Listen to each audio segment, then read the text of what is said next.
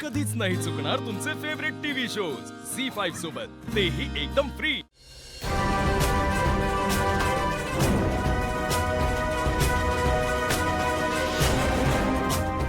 काय ग? सारंगच्या खोलीत का गेली होतीस? अमृता वहिनींनी सूप न्यायला सांगितलं होतं. अच्छा, एवढंच कारण की आणखीन काही? मुद्दाम करतेस ना हे सगळं? काय केलं मी? अरे बापरे, आता मलाच विचार मी काय केलं? हा, हे जे काही तुझं चाललंय ते मला कळत नाही असं वाटतंय का तुला? 100 वेळा तुला सांगून सुद्धा माझं अजिबात ऐकत नाहीस. सारंगच्या मागे पुढे करतेस, त्याचं मन जिंकायचा प्रयत्न करतेस, सतत त्याच्या खोलीत काय जातेस. हे सगळे प्रयत्न यशस्वी होणार नाहीयेत हे तुला माहित असून सुद्धा तुझं हे सगळं चाललंय, हो ना? त्याला काय म्हणतात माहितीये ना? पोडगेपणा. सारंग माझा मुलगा आहे, मी ओळखते त्याला.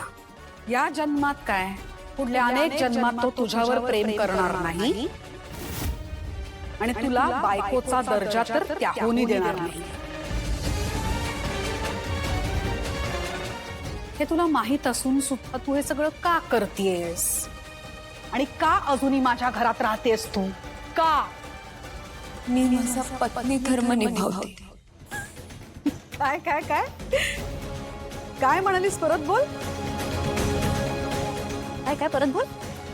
ऐकू नाही आलं मला. काय पत्नी धर्म असं म्हणालीस तू? जे ना आता माझ्या सारंगनीच काय, या घरातल्या कोणीच स्वीकारलेलं नाहीये, कोणाला मान्य नाहीये. तो पत्नी धर्म तू निभावणार आहेस? त्यात काय असेल ग? माझ्या एका प्रश्नाचं उत्तर द्या.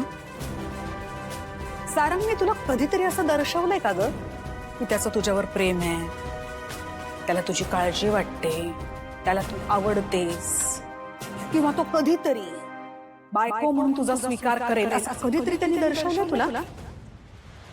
नाही ना?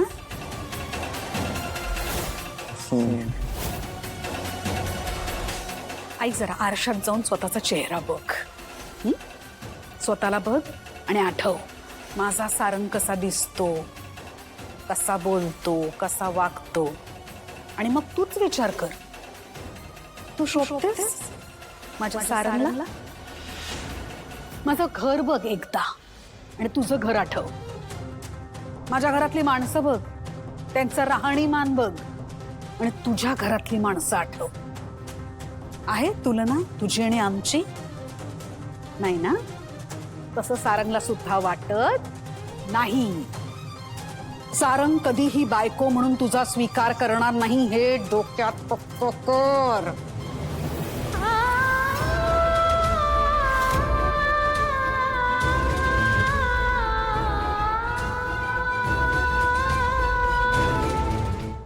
झी5 ॲप डाउनलोड करा आणि पहा सर्व एपिसोड्स एकदम फ्री।